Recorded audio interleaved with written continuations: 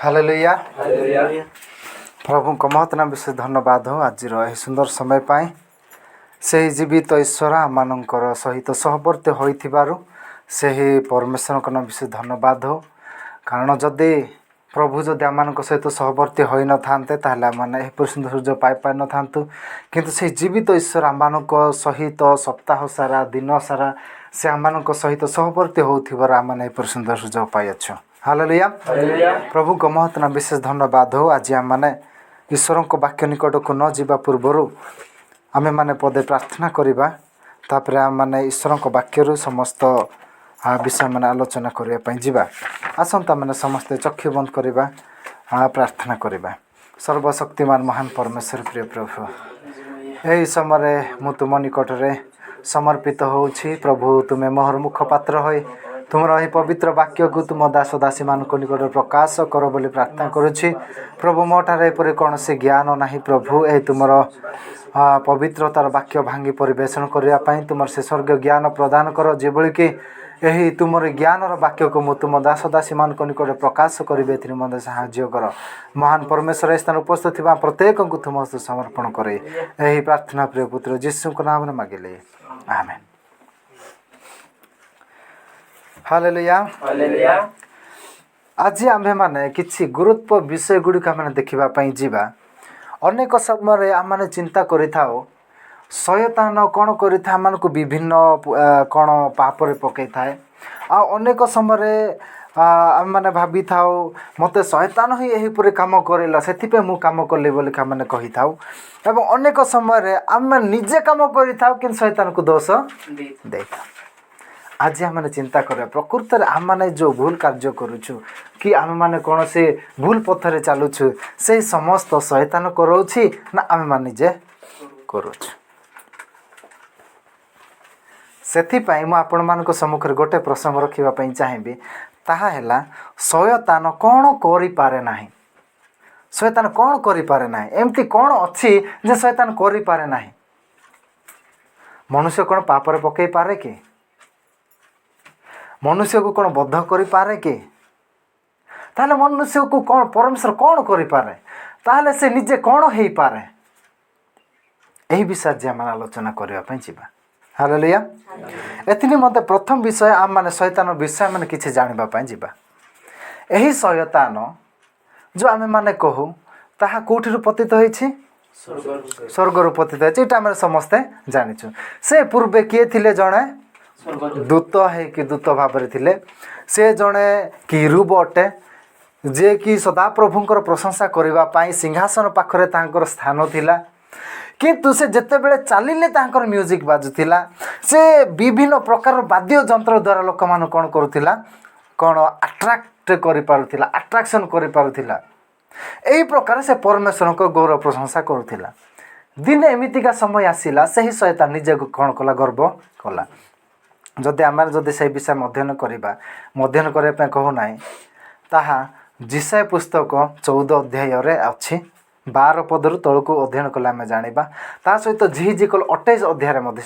अच्छी से विषय में अध्ययन करना आज आम मैंने देखा जे शयतान से कौन हो से पृथ्वी रे कहीं पतित निज गर्व कला मु परमेश्वर तारा गण मान ऊर्ध्वे मु कौन स्थापन करी सिंहासन स्थापन करी मु एमिति करी मु सेमिति करी परमेश्वर ठार उच्च हेबी समस्त दूत मान को मु रूल करी से समस्त जिते से निजे गर्व कला सही समय रे परमेश्वर देखिले से गर्व करवाटा से देखिले तापर से ताहाको पृथ्वी रे तोड़ी देले से तोड़ी देबार से कौन है पृथ्वी निक्षेप है ता द्वारा लोक मैंने कौन होती पापरे पतित हे जाउछंती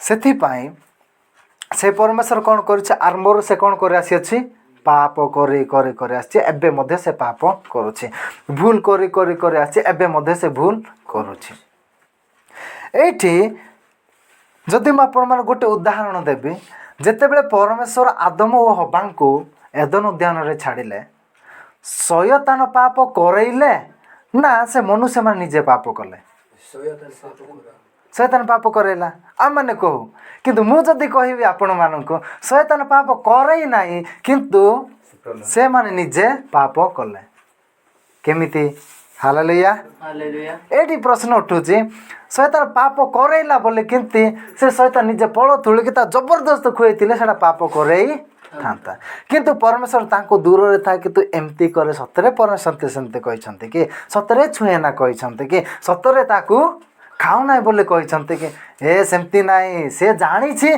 तुम मैंने जब फल खाइब निश्चय तुम्हें ईश्वर पर हेब तार पर हेब सर्वज्ञानी हेब सर्वव्यापी हेब कहीदेला से माने कौन पशिला अरे बाप रे आमे भी क्या हेबू ईश्वर पर आमे भी हेबू बोलिकी से जिते से प्रलोभन पकेला से प्रलोभन शुणिकी यह व्यक्ति मैंने कौन कले जाकि फल तोड़ी खाइले प्रकृत में किए पाप कला सेटा आदम हवा कला हेले मनुष्य माने निजे से पाप रे पड़िले ना शैतान से मानू जबरदस्त पाप रे पकेला निजे पाप रे पड़ला किंतु प्रलोभन काठर आसिला शैतान आसिला यही प्रकार मध्य आमको प्रलोभन पकई थाए प्रथम विषय शैतान जहन पुस्तक 8 अध्याय 44 पद प्रथम विषय शैतान केबे मध्य मन परिवर्तन करि पारबो ना कारण आरंभर से पाप करे आसी अछि प्रथम विषय से मन परिवर्तन करि पारिबो नाही सेति पे लोक मानको मध्य मन परिवर्तन करिबा पई सुजोग दिए नाही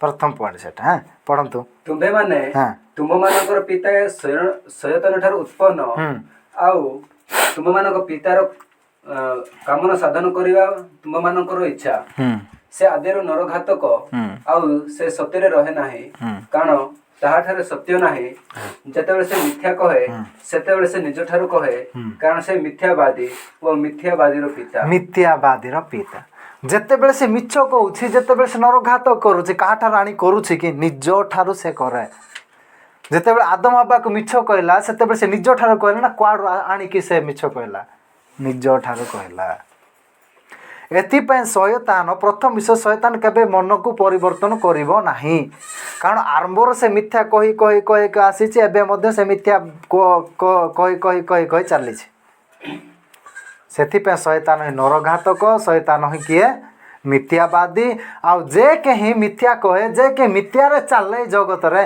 बारंबार बारंबार बारंबार मिछ उपरे मिछ मिछ उपरे मिछ तार उपरे तार उपरे तार उपरे लेदी लेदी चली छंती से माने काहा को पिता बोले मानुछंते शैतान को पिता बोले मानुछंते मोर पिता का शैतान बोली बोली से माने जाऊ छंते प्रथम विषय शैतान केबे मन परिवर्तन करिवो नाही ता सहित मन परिवर्तन करिवो नाही ता सहित लोक मानक मध्य मन परिवर्तन करबा पय सुजोग देबो नाही एटा शैतान कार्य द्वितीय विषय प्रथम करन्त्य 2:9-11 किंतु जेपरि लेखा अछि चक्षु जहा जहा देखि नाही कर्ण जहा सुनि नाही आउ मनुष्यर हृदय रे जहा जात होई नाही जे जे समस्त विषय ईश्वर आपणा प्रेमकारी लोक मानक निमंत प्रस्तुत करिछि किंतु ईश्वर आम मानक निमंते आत्मा द्वारा से समस्त प्रकाश करि अछंती जेणु आत्मा समस्त विषय ही ईश्वरंकर गभीर विषय सब अनुसंधान करिछि सरला कि कारण मनुष्यर विषय सब मनुष्य ठारे थिबा आत्मा बिना आउ किए जाने नाही किए जाने सेही परि मध्य ईश्वरंक विषय सब ईश्वर को आत्मा बिना आउ कहीं जाने नहीं अच्छा एटी मोर गोटे प्रश्न हेले शैतान बाइबल को जानी छी ना नहीं जानी छी आ गोटे प्रश्न हेले शैतान बाइबल को बुझु छी ना नहीं शैतान बाइबल को जानी छी ना नहीं जानी छी जदि जानी छी बाइबल को शैतान बुझु छी ना नहीं बुझुथी लगुच बुझी था बोले मन परिवर्तन करता ना ना शैतान जानी बाइबल एतकी पद पर्व यहाँ अच्छी से पद पर्व यहाँ अच्छी से सब से जानी आदि पुरुष प्रकाशित वाक्य पर्यंत जहाँ कि भी लेखा अच्छे सब शैतान जानी किंतु से कौन कर पार नहीं बुझी पारु नहीं कौन बुझीबाटा जानवाटा भिन्न कौन रहा ବୁଝିବା ଏବଂ ଆମର ଅନ୍ତରରେ ବିଶ୍ୱାସ କରିବା। ହାଲେଲୁୟା। ଏଇଠି ବୁଝିପାରୁନାହିଁ। କେମିତି ସେ ବୁଝିପାରୁନାହିଁ? କାରଣ ଈଶ୍ୱରଙ୍କ ବାକ୍ୟକୁ ଶୈତାନ ବୁଝିପାରେ ନାହିଁ, କିନ୍ତୁ ସେ ଜାଣିଛି, କିନ୍ତୁ ସେ ବୁଝିପାରେ ନାହିଁ। ଦେଖ, ମୁଁ ଆପଣମାନଙ୍କୁ ଗୋଟେ ବଢ଼ିଆ ଉଦାହରଣ ଗୋଟେ ଦେବି। ଯୀଶୁଖ୍ରୀଷ୍ଟ ଯେତେବେଳେ ଜଗତରେ ଥିଲେ ସେହି ସମୟରେ ଯୀଶୁଙ୍କୁ କ'ଣ କହିଲେ? ତୁମ୍ଭେ ଯେବେ ଈଶ୍ୱରଙ୍କ ପୁତ୍ର ତାହା ହେଲେ ଏହି ପଥରକୁ ରୁଟି ହେବା ପାଇଁ ଆଜ୍ଞା ଦିଅ। ସିଏ ଜାଣିଛି ଜାଗତିକ ଖାଦ୍ୟ ବିଷୟରେ ଜାଣିଛି, କିନ୍ତୁ ଯୀଶୁ କେମିତି ଜାଣିଛନ୍ତି ସେଟା? ଆତ୍ମିକ ବିଷୟ ଜାଣିଛି। ଯୀଶୁ କହିଲେ ମନୁଷ୍ୟ ରୁଟିରେ ବଞ୍ଚିବ ନାହିଁ, କାହିଁରେ ବଞ୍ଚିବ? ଈଶ୍ୱରଙ୍କ ବାକ୍ୟରେ ବଞ୍ଚିବ। ହାଲେଲୁୟା। ଆଉ ଦ୍ୱିତୀୟଟା କ'ଣ ଥିଲା? ଦ୍ୱିତୀୟ ପରୀକ୍ଷା କ'ଣ ଥିଲା? ମାଥିଉ 4 ଟିକେ ଖୋଲିବା। ମାଥିଉ 4 ଆମେ ଟିକେ ଖୋଲିବା। ଖୋଲନ୍ତୁ ମାଥିଉ 4। ଦ୍ୱିତୀୟ ଏକଠାରୁ ଅଛି ହେଲା, ଏକଠାରୁ ଅଛି। ମୋତେ 3 ପଦ ଠାରୁ ଟିକେ ପଢ଼। ଆଉ ପରୀକ୍ଷକ ତାହାଙ୍କ ନିକଟକୁ ଆସି କହିଲା, ତୁମେ ଯେବେ ଈଶ୍ୱରଙ୍କ ପୁତ୍ର, ତେବେ ଏହି ପଥର ଗୁଡାକ ରୁଟି ହେବା ପାଇଁ ଆଜ୍ଞା ଦିଅ। କିନ୍ତୁ ଯୀଶୁ ଉତ୍ତର ଦେଲେ, ଲେଖା ଅଛି, ମନୁଷ୍ୟ କେବଳ ରୁଟିରେ ବଞ୍ଚିବ ନାହିଁ, ମାତ୍ର ଈଶ୍ୱରଙ୍କ ମୁଖରୁ ନିର୍ଗତ ପ୍ରତ୍ୟେକ ବାକ୍ୟରେ ବଞ୍ଚିବ। ପ୍ରତ୍ୟେକ ବାକ୍ୟରେ ବଞ୍ଚିବ। ସିଏ ଜାଗତିକ ଭାବରେ ବଞ୍ଚିବା ବିଷୟ ଚିନ୍ତା କରୁଛି କିଏ? ଶୈତାନ। ସିଏ ଜାଣିଛି ରୁଟି ଖାଇଲେ ଜାଗତିକ ଭାବରେ ବଞ୍ଚିବ। ଆଉ ଦ୍ୱିତୀୟ ଜିନିଷ ଶୈତାନ ମଧ୍ୟ ଚାହୁଁଥିଲା ଇଏ ମୋର ଆଜ୍ଞା ପାଳନ କରୁ। ସେ ଦୁଇଟା କାରଣ ନେଇକି ଶୈତାନ ଯୀଶୁଙ୍କୁ ପରୀକ୍ଷା କରୁଥିଲା। କେବଳ ଗୋଟେ ପରୀକ୍ଷା ନେଉଛି, ମୁଁ ସବୁ ପରୀକ୍ଷା ନେଉନାହିଁ ହେଲା। କିନ୍ତୁ ଯୀଶୁ କ'ଣ ବୁଝିଲେ? ପ୍ରକୃତରେ ଏହି ରୁଟି ଜାଗତିକ ବଞ୍ଚିବାଟା ଠିକ୍ ଅଛି, କିନ୍ତୁ ମୁଁ ଏ ଜାଗତିକ ବିଷୟରେ ଜାଗତିକ ପେଟ ପୁରେଇବା ପାଇଁ ମୁଁ ଆସିନାହିଁ, କିନ୍ତୁ ଆତ୍ମିକ ଭାବେ ଲୋକମାନେ ବଞ୍ଚନ୍ତୁ ଏଥିପାଇଁ ମୁଁ ଆସିଅଛି। ହାଲେଲୁୟା। ଏହା ଯୀଶୁ ବୁଝିଲେ। କିନ୍ତୁ ଶୈତାନ ବୁଝୁଛି ଭିନ୍ନ। ଶୈତାନ ଲେଖାକୁ ବୁଝୁଛି, କିନ୍ତୁ ଯୀଶୁ ଆତ୍ମିକତାରେ ବଞ୍ଚିବାଟା ବୁଝୁଛନ୍ତି। ହାଲେଲୁୟା। ଏହା ହେଉଛି ଭିନ୍ନତା। ଜାଣିବା ଅଲଗା, ବୁଝିବା ଅଲଗା। ସେଥିପାଇଁ ଶୈତାନ ଈଶ୍ୱରଙ୍କ ବାକ୍ୟକୁ ବୁଝିପାରେ ନାହିଁ। ତୃତୀୟ ବିଷୟ, ରୋମୀୟ 5 ଅଧ୍ୟାୟର 12 ପଦ, ଯେଉଁଠି ମୁଁ ଆପଣମାନଙ୍କୁ ଉଦାହରଣ ମଧ୍ୟ ଦେଉଥିଲି। ରୋମୀୟ 5 ଅଧ୍ୟାୟର 12 ପଦ। ଅତଏବ ଯେପରି ଜଣେ ଲୋକ ଦ୍ୱାରା ପାପ ଓ ପାପ ଦ୍ୱାରା ମୃତ୍ୟୁ ଜଗତରେ ପ୍ରବେଶ କଲା, ଆଉ ସେହି ପ୍ରକାରେ ମୃତ୍ୟୁ ସମସ୍ତ ଲୋକଙ୍କ ପ୍ରତି ଘଟିଲା, ଯେଣୁ ସମସ୍ତେ ତ ପାପ କଲେ। ସମସ୍ତେ ତ ପାପ କଲେ। ଓକେ, ଠିକ୍ ଅଛି। ଏଇଠି ମୃତ୍ୟୁ ଜଣେ ପାପ କରିବାରୁ ସମସ୍ତଙ୍କ ମଧ୍ୟରେ ଆସିଲା। ସମସ୍ତଙ୍କ ଠାରେ ଆସିଲା ନା ନାହିଁ? ଆମମାନେ ସମସ୍ତେ ମରୁଛୁ କି ନାହିଁ? ମରୁଛୁ। ହାଲେଲୁୟା। ଆମମାନେ ମରୁଛୁ। ଜଗତରେ ଥାଇକି ଆମମାନେ ସମସ୍ତେ ମରୁଛୁ, କିନ୍ତୁ ମରିଗଲା ପରେ ଆମମାନଙ୍କର ଯେଉଁ ଅନନ୍ତ ଜୀବନ ଦେବା ପାଇଁ ଜଗତରେ କେହି ନାହିଁ, କେବଳ ଯୀଶୁ ଖ୍ରୀଷ୍ଟ ଜଣେ ଅଛନ୍ତି। ଏଇଠି ଆମେ ଦେଖିପାରୁଛୁ, ଏଇଠି ଆଦମ ହବାଙ୍କର ବିଷୟ ଲେଖା ଅଛି, ଯିଏକି ଯେଉଁ ବ୍ୟକ୍ତି ମନୁଷ୍ୟ ଜଣେ ସେ କ'ଣ କରିଛନ୍ତି? ପାପ କରିଛନ୍ତି। ହେଲେ ସେହି ବ୍ୟକ୍ତି ପାପ କରିବା ପାଇଁ ବୋଲି ଆମେମାନେ ସମସ୍ତେ ପାପ କରୁଛୁ କି? କରୁଛୁ ନିଶ୍ଚୟ। ହାଲେଲୁୟା। ଆମେ କରୁଛୁ ନିଶ୍ଚୟ। କାହିଁକି? ତାହାଙ୍କ ଠାରୁ ଆମେମାନେ ଜାତ ହୋଇଛୁ। ତାହାଙ୍କ ରକ୍ତ ସମସ୍ତଙ୍କ ଶରୀରରେ ସେଟା ପ୍ରବାହିତ ହୋଇଅଛି। ଏଥିପାଇଁ ଆମମାନଙ୍କ ଶରୀର ଯେହେତୁ ରକ୍ତ ମାଂସ ଅଛି, ସେହି ସମୟରେ ଆମମାନଙ୍କ ଜୀବନ ବେଳେବେଳେ ପାପ ଦେଖାଯାଏ। ଏଇଠି ମୁଁ ଆପଣମାନଙ୍କୁ ଗୋଟେ କଥା କହିବା ପାଇଁ ଚାହିଁବି। ତା ପୂର୍ବରୁ ଓକେ, ଠିକ୍ ଅଛି, ମୁଁ ପରେ କହିବି। ଏଇଠି ମୁଁ ଆପଣମାନଙ୍କୁ ଯେପରି ମୁଁ କହିଲି ପୂର୍ବ ସେହି ସମୟରେ, ଯେତେବେଳେ ଆଦମ ହବା କ'ଣ କରିଲେ? ପାପ କଲେ। ସେହି ସମୟରେ ଶୟତାନ ନିଜେ ଆଣିକି ଫଳ ସେମାନଙ୍କୁ ଜବରଦସ୍ତ ଖୁଆଇ ନାହାନ୍ତି, ତାଙ୍କୁ ପାଟି ଭିତରେ ପୁରେଇ ନାହାନ୍ତି। କିନ୍ତୁ ସେ ଏହି ପ୍ରକାର ପରୀକ୍ଷା କଲେ ଯେ ସେମାନେ ଯେମିତିକି ମୋର କଥାରେ ପଡ଼ିକି ସେମାନେ କ'ଣ କରିବେ? ପାପ କରିବେ। ସେହି ପ୍ରକାରେ ଶୟତାନ ବର୍ତ୍ତମାନ ମଧ୍ୟ ଆମମାନଙ୍କ ମଧ୍ୟରେ ସେହି ପ୍ରକାର କାର୍ଯ୍ୟ କରୁଛି। କେମିତି କରୁଛି? ନ ଦେଖିବା ଆଡ଼େ ତୁମ ଆଖି ପକାଇଦେବ, ନ ଦେଖିବାରେ ମନୁଷ୍ୟମାନଙ୍କ ଆଖି ପକାଇଦେବ।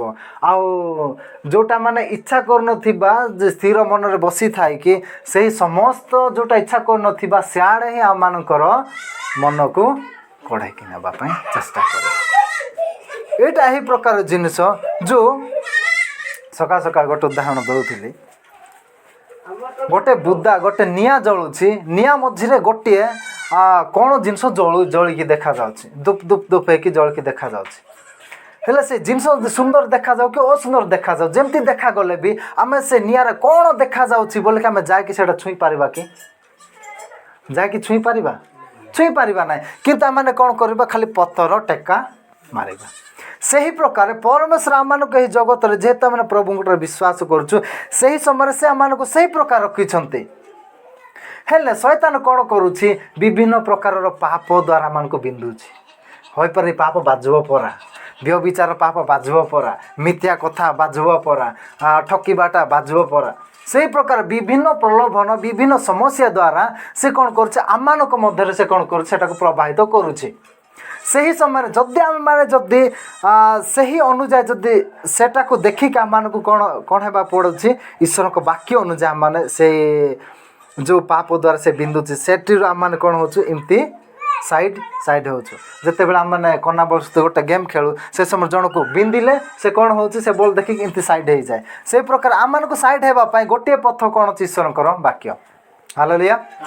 ସେ ଏହି ଈଶ୍ୱରଙ୍କ ବାକ୍ୟ ଦ୍ୱାରା ଆମମାନେ ସେଇ ପାପରୁ ପୃଥକୀକୃତ ହେଇପାରିବା। ଶୈତାନ ବିଭିନ୍ନ ମାଧ୍ୟମରେ କେତେବେଳେ କିଏ ବ୍ୟଭିଚାର ପଥର ଦ୍ୱାରା ବିନ୍ଧିଲା, ସେଟା ହୋଇପାରେ ଆପଣଙ୍କୁ ସିଧା ଆସିଥିଲେ ମଧ୍ୟ ଆପଣ ବାକ୍ୟ ଜାଣିଥିଲେ ଆପଣ ସାଇଡ୍ ହେଇଯାଉଛନ୍ତି। ଆପଣ ମିଥ୍ୟା କଥାରେ ବିନ୍ଧିଲେ ଆପଣ ସାଇଡ୍ ହେଇଯାଉଛନ୍ତି। କାରଣ ଈଶ୍ୱରଙ୍କ ବାକ୍ୟ ଦ୍ୱାରା ଆମେ କ'ଣ ହେଉଛୁ? ସାଇଡ୍ ହେଇପାରୁଛୁ। ଏଥିପାଇଁ କେତେ ନମ୍ବର ମୁଁ କହିଲି? ତୃତୀୟ ନମ୍ବର ହେଉଛି ଶୈତାନ ନିଜେ ଜବରଦସ୍ତ ଜଣକୁ ପାପ କରାଏ ନାହିଁ, କିନ୍ତୁ ସେମାନେ ଶୈତାନ କଥାରେ ପଡ଼ି, ଶୈତାନ ଚିନ୍ତାରେ ପଡ଼ି ସେମାନେ ନିଜେ ପାପ କରନ୍ତି। ଚତୁର୍ଥ ବିଷୟ ଆମେ ଚିନ୍ତା କରିବା। ପ୍ରଥମ ଜହନ 5:18 ଏବଂ 19। ଯେ କେହି ଈଶ୍ୱରଙ୍କ ଠାରୁ ଜାତ ସେ ଯେ ପାପ କରେ ନାହିଁ, ବାସ୍ ବରଞ୍ଚ ସେ ଈଶ୍ୱରଙ୍କ ଠାରୁ ଜାତ ହୋଇ ଈଶ୍ୱରଙ୍କୁ ରକ୍ଷା କରେ। ଈଶ୍ୱରଙ୍କ ଠାରୁ ଜାତ ହୋଇଥିବାର ସେ ଆପଣଙ୍କୁ ରକ୍ଷା କରେ। ଆଉ ପାପାତ୍ମା ତାହାକୁ ସ୍ପର୍ଶ କରେ ନାହିଁ। ପାପ ଆତ୍ମା ତାହାକୁ ସ୍ପର୍ଶ କରେ ନାହିଁ। ବାସ୍ ସେତିକି ସେ ଶବ୍ଦଟା ମୋତେ ଦରକାର ଥିଲା। ଯେତେବେଳେ ଆମେ ଯୀଶୁ ଖ୍ରୀଷ୍ଟଙ୍କ ଠାରେ ଆମେ ବିଶ୍ୱାସ କରୁଛୁ, ସେହି ସମୟରେ କ'ଣ ସ୍ପର୍ଶ କରିବ ନାହିଁ? ପାପ ଆତ୍ମା, ମନ୍ଦ ଆତ୍ମା, ଶୈତାନ ଆତ୍ମା ଆମକୁ ସ୍ପର୍ଶ କରିବ ନାହିଁ। ପାପ ଆତ୍ମା କହିଲେ କ'ଣ ବୁଝିପାରୁଛନ୍ତି? ପାପ କରାଇବାର ଆତ୍ମା, ମନ୍ଦ କାର୍ଯ୍ୟ କରାଇବାର ଆତ୍ମା, ପାପ ପଥରେ ନାମକୁ ନେବାର ଆତ୍ମା, ସେଇଟା ଆମକୁ କ'ଣ କରିବ ନାହିଁ? ସ୍ପର୍ଶ କରିବ ନାହିଁ, ସେଇଟା ଛୁଇଁ ପାରିବ ନାହିଁ। ହେଲେ ଏଇଠି କହିବାର ଅର୍ଥ ଚତୁର୍ଥ ନମ୍ବର ହେଉଛି କେତେ? ଚତୁର୍ଥ ନମ୍ବର ହେଉଛି ପାପ ଆତ୍ମା ବା ଶୈତାନ ପ୍ରଭୁଙ୍କ ଠାରେ ଥିବା ବ୍ୟକ୍ତିମାନଙ୍କୁ ସେ ସ୍ପର୍ଶ କରିପାରିବ ନାହିଁ। ଉତ୍ତମ ଉଦାହରଣ କାହା ବିଷୟରେ? ଏ ନାମ କ'ଣ? ଆୟୁବଙ୍କର ବିଷୟ। ଆୟୁବ ଯେତେବେଳେ ଜଗତରେ ଥିଲେ ସେହି ସମୟରେ ଫାଷ୍ଟ ପରୀକ୍ଷା କ'ଣ ଥିଲା ଆୟୁବଙ୍କ ପାଇଁ? ସେ ଗଲେ ସ୍ୱର୍ଗକୁ, ଈଶ୍ୱରଙ୍କ ନିକଟକୁ ଗଲେ। ତାପରେ ତାଙ୍କୁ କହିଲେ, ତମେ ତାର ଚାରିପଟେ ପୁରା ବେଡ଼ା ବାନ୍ଧିକି ସୁରକ୍ଷା କରିଛ, ସେ ବେଡ଼ା କାଢ଼ି ଦିଅ ପରା, ମୁଁ ପରୀକ୍ଷା କରିବି। ଶୈତାନ ଗଲା, ତାର ସମସ୍ତ ତାର ପିଲା ଛୁଆ, ତାଙ୍କର ସମସ୍ତ ପଶୁ ପକ୍ଷୀ ଜୀବଜନ୍ତୁ ଯାହା କିଛି ସେମାନେ ପୋଷୁଥିଲେ ସମସ୍ତ ସେ ନେଇ ଗଲେ। ଶୈତାନ ମାରି ଦେଲା। ଶେଷରେ ତାର ଶରୀର ଆକା ଅଛି, ଆଉ କିଛି ନାହିଁ। ସେ ଅସ୍ୱୀକାର କଲା ନାହିଁ।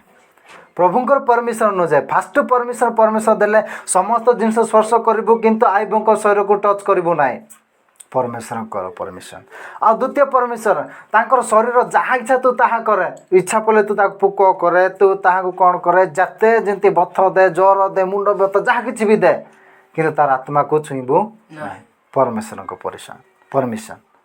ସେହି ଅନୁଯାୟୀ ସେ ତାଙ୍କ ଶରୀରର ସମସ୍ତ ପ୍ରକାର ରୋଗ ବ୍ୟାଧି ଦେଲା, କିନ୍ତୁ ସେ କ'ଣ କଲା ନାହିଁ? ଅସ୍ୱୀକାର କଲା ନାହିଁ, ଈଶ୍ୱରଙ୍କୁ ଛାଡ଼ିଲା ନାହିଁ। ତାପରେ ଲାଷ୍ଟକୁ କିଏ ହାରିଲା? ଶୈତାନ ହାରିଲା। ଏହି ମନୁଷ୍ୟ ଯୋଗୁ ବଦଳିକି କିଏ ଜିତୁଛି? ଈଶ୍ୱର ଜିତୁଛନ୍ତି। Hallelujah, hallelujah. ଏହି ପ୍ରକାରେ ପରମେଶ୍ୱରଙ୍କ ନିକଟରେ ଯେତେବେଳେ ଆମେ ବିଶ୍ୱାସ କରୁଛୁ, ତାଙ୍କଠାରେ ଯେତେବେଳେ ବିଶ୍ୱାସ କରୁଛୁ, ସେହି ସମୟରେ ଆମମାନଙ୍କୁ ସେ ପାପ ଆତ୍ମା ଛୁଇଁ ପାରିବ ନାହିଁ। ସେ ଆମକୁ ଦୂରରେ ଥାଇ ଆମମାନଙ୍କୁ କ'ଣ କରିବ? ପ୍ରଲୋଭନରେ ପକାଇବ। ହୋଇପାରେ ଆପଣମାନଙ୍କ ନିକଟରେ ଗୋଟେ ଚିନ୍ତା ଆସୁଥିବ, ହେଲେ ଆଜ୍ଞା ଆମର ଗାଁରେ ତେମିତି ମରୁଛନ୍ତି, ଆମର ସହରମାନଙ୍କରେ ତେମିତି ମରୁଛନ୍ତି। ଫାଷ୍ଟ ଆମମାନେ ଚିନ୍ତା କରିବା ବସେ, ପ୍ରକୃତରେ ସେମାନେ ଯୀଶୁଙ୍କୁ ଜାଣିଛନ୍ତି କି? ଏଇଠି ଈଶ୍ୱରଙ୍କ ବାକ୍ୟ କେବଳ କାହା ପାଇଁଟା? ଏହି ବାକ୍ୟ କାହା ପାଇଁ? आम मानक बोले समस्त विजाति मानक कि जो मैंने प्रभु को पाई ना से कि नहीं यह केवल जो मैंने जीशु को जानते प्रभु को जानी से व्यक्ति मानक केमिति फास्ट जिनस आम से ईश्वर को वाक्य कहले जिते से विश्वास कले ही ये वाक्य से जो मैंने विश्वास करूना से वाक्य नहीं हालेलुया से वाक्य नहीं से बोले कि यह केवल विश्वासी मान ही जो मैंने प्रभु को जानी से व्यक्ति मान ही ये वाक्य अध्ययन कर बुझी थांते ना बुझी पारे ना से पढ़ले न्यूज पेपर पढ़ला बेले बड़ बड़ बड़ बड़ हो पड़े किंतु से माने बुझी पारे ना शैतान जमती खाली जानूची किंतु बुझी पारुना से प्रकार से व्यक्ति माने एतकी पदर सेमती लेखा एमती एमती लेखा जमती जाकिर नायक बुझुची सेमती लोक मैंने जमती जाकिर नायक जानूची सेमती खाली से माने जानिबे किंतु से माने बुझिबे नाही ता रहस्यपूर्ण जिनस को बुझिबे नाही हालेलुया हालेलुया यही प्रकार अटे एथिपाई चतुर्थ विषय मैंने जानलु जे शैतान कौन करि पारे नाही शैतान से मानू कौन करि पारिबो नाही स्पर्श करि पारिबो नाही बा छुई पारिबो नाही तापरे पंचम विषय मैंने देखिबा जाकुब पुस्तक 4 अध्याय 7 पद आ दुईटा रहिला समाप्त हबो जाकुब पुस्तक 4:7 अतएव तुम्हें माने ईश्वर को वशीभूत हुओ शैतान को प्रतिबाधा कर ताले से तुम मान को निकटर पलाई जीव ओके एटी पंचम विषय हैला जे जो माने शैतान को प्रतिबाधा करंती से मानकर कौन हम पड़ा जीव कहि पार तो शैतान सब बेले से प्रभु को व्यक्ति मान से सब बेले रही पारिबो नाही शैतान सब बेले रही पारिबो नाही शैतान सर्वव्यापी ना सर्वज्ञानी ना कौन शैतान सर्वव्यापी कि नाई परमेश्वर सर्वज्ञानी कि नाई केवल परमेश्वर ही सर्वव्यापी अटंती सर्वज्ञानी अटंती कि शैतान नाई केवल परमेश्वर ही सर्वव्यापी अटंती एकाथार के सबु जगार से अटंती एकाथार के समस्त प्रार्थना से शुणती से ना परमेश्वर तांको पचार न था तुम्हें कौटू आसिल एमती बोलबार से शैतान कही न था ना एमती जगतर चारिआडे सब बुली बुली बुली बुली पलि आसला बोली कही न था कारण से सर्वव्यापी नहीं से सबुआड़े बुली बुलिकी देखे गोटे गोटे दिन गोटे घंटार बहुत गुड़िए जगार से बुली पारे से समस्त जगार से बुली पारे बुली बुली देखी पारे किंतु से सर्वव्यापी नहांती परमेश्वर को बुलवा दरकार नहीं सबुठारे से विद्यमान अच्छा से प्रार्थना करने समय आम केमती प्रार्थना करुँ आंटू टे पकईदेलु ना तले बसलु प्रभु मु प्रार्थना करुँची यहाँ प्रार्थना शुणा आशीर्वाद करे रोगर पड़ते एमती प्रार्थना नाई आम प्रार्थना करवा आवश्यक जे मो पाखे प्रभु अच्छा मो पाखे प्रभु ठिया होती आम मैंने नवेदन सहित जन प्रभु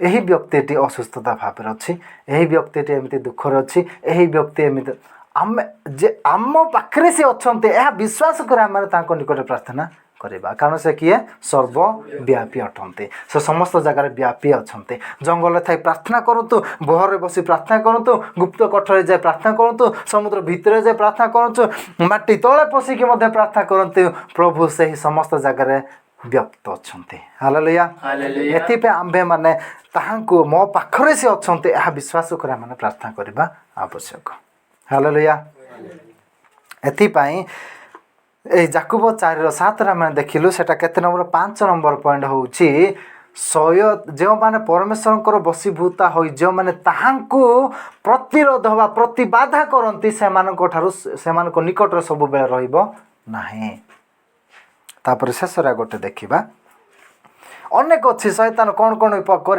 अनेक विषय अच्छे किंतु मु सर्ट्रे केवल 6टी विषय रखी अच्छी शेषरा मैंने देखा जहन 10:27-30 मो मेष सबु मोहर स्वर शुणती ओ मु से मानंकु जाने आउ से माने मोहर पछे पछे चलती 10:27-30 है